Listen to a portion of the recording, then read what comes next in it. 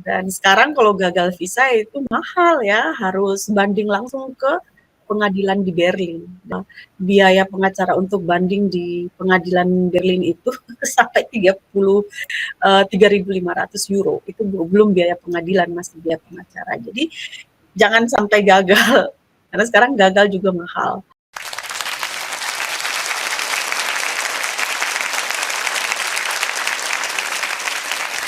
Assalamualaikum warahmatullahi wabarakatuh dan selamat sore dari Jerman, selamat malam dari Indonesia di Indonesia. Jadi topik hari ini sebenarnya cukup penting bagi yang mau ke Jerman, yaitu tentang asuransi. Dari pengalaman saya sebelumnya, banyak peserta yang juga sempat mengadu, mengeluh tentang pengajuan visanya ke Jerman. Semua persiapan sudah mantap tapi ditolak cuma karena satu hal, yaitu jenis asuransi yang tidak sesuai. Asuransi adalah syarat wajib untuk visa ke Jerman, tapi harus benar. Tanpa asuransi yang benar, visa bisa ditolak. Dan sekarang kalau gagal visa itu mahal ya, harus banding langsung ke pengadilan di Berlin. Biaya pengacara untuk banding di pengadilan Berlin itu sampai 3.500 euro. Itu belum biaya pengadilan, masih biaya pengacara. Jadi jangan sampai gagal, karena sekarang gagal juga mahal. Pertama, karena asuransinya itu diakui oleh kedutaan Jerman, itu otomatis. Karena perusahaan-perusahaan yang sudah terdaftar di Jerman itu mereka sudah melewati proses screening, daftar di beberapa amt di Jerman melalui Amtsgericht sesuai dengan kota register perusahaannya dan lain-lain sebagainya sebelum diakui jadi perusahaan. Itu pertama ya, jadi trusted.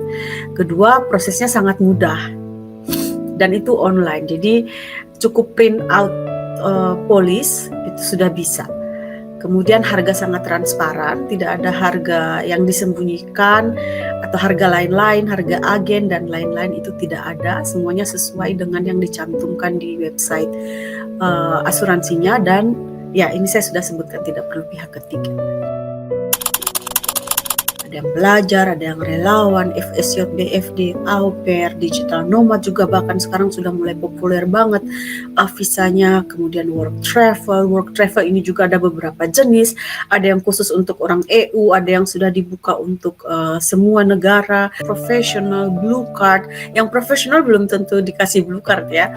Kemudian ada visa kumpul keluarga dan masih banyak lagi jenis visa ke Jerman, visa bisnis, Ferien, job, dan banyak lagi.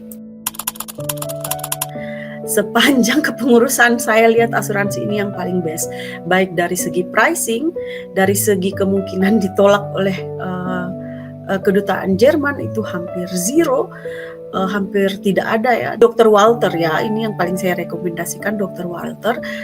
Dia tahu bahwa sebagian besar orang-orang dari luar Jerman ini ketika mereka ke Jerman itu pasti asuransi, terutama untuk yang visa D, itu pasti asuransinya mereka akan ubah ke asuransi kesehatan yang gede di Jerman kayak Barmer dan AOK dan asuransi-asuransi lainnya. Jadi dia tahu itu situasional atau seasonal asuransi untuk orang-orang dari luar Jerman. Dia bahkan kasih harga per hari, ada yang untuk visa Schengen tuh 1 euro per hari, 1,10 per hari, dan ketika sampai di Jerman kita bisa cancel langsung, dan itu duit yang kita bayarkan tuh dia kembalikan untuk asuransi dia, dan itu kita bisa ganti langsung ke asuransi existing yang ada di Jerman untuk yang visa D. Biasanya untuk usia yang sudah di atas 30 tahun itu dia lebih tinggi lagi preminya, dia pasang per bulan. Dan ada visa kunjungan saintis itu juga ada, dia lumayan yang paling tinggi preminya untuk per bulan. Tapi itu juga bisa di cancel dan diganti ke private insurance atau asuransi yang existing yang ada di Jerman. Ini saya sudah kumpulkan semuanya, bagaimana cara memesan dan lain-lainnya, itu gampang banget. Contoh di sini, untuk bisa Cansekarta misalnya, tinggal klik link untuk pesan asuransinya dan dia itu akan kasih lihat dan cara pesannya gampang. Tinggal masuk ke website Dr. Walter dan di bagian servisnya itu bisa pilih ada klaim, ada mau submit new address misal atau mau cancel asuransinya itu gampang, tinggal satu klik. Mau ganti jenisnya atau konfirmasi benefit yang bisa diklaim, kemudian medical bill, itu semua gampang banget. Polis digitalnya akan di email. Waktu itu saya tinggal terima lewat email karena suami yang pesankan dan tinggal di print. PDF-nya itu di print, masuk ke Jerman sebagai syarat visa. Dan ketika saya tiba di Jerman itu hari pertama apa hari kedua kalau nggak salah kita cancel langsung asuransinya, kita cancel, duit balik dan masuk ke asuransi existing yang ada di Jerman karena saya pakai visa D. Semudah itu.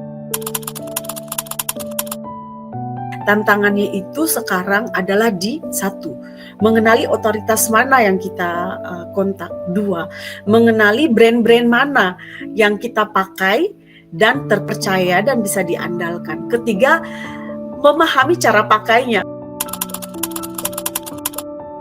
Ya, karena kita tahu misal, saya bisa dapat IBAN gampang tuh pakai Wise, saya bisa dapat IBAN gampang tuh lihat Monese. Tapi cara pakainya gimana? Saya bisa daftar varian job itu sebenarnya bisa dengan download formulir dari websitenya Bundesagentur für Arbeit misal. Tapi ternyata nggak tahu itu di mana linknya dan nggak tahu gimana cara isinya. Terus nggak tahu gimana submitnya dan dokumen kelengkapan apa yang harus masuk. Padahal itu semua sekarang juga udah bisa cek kelengkapannya di AI pakai ChatGPT.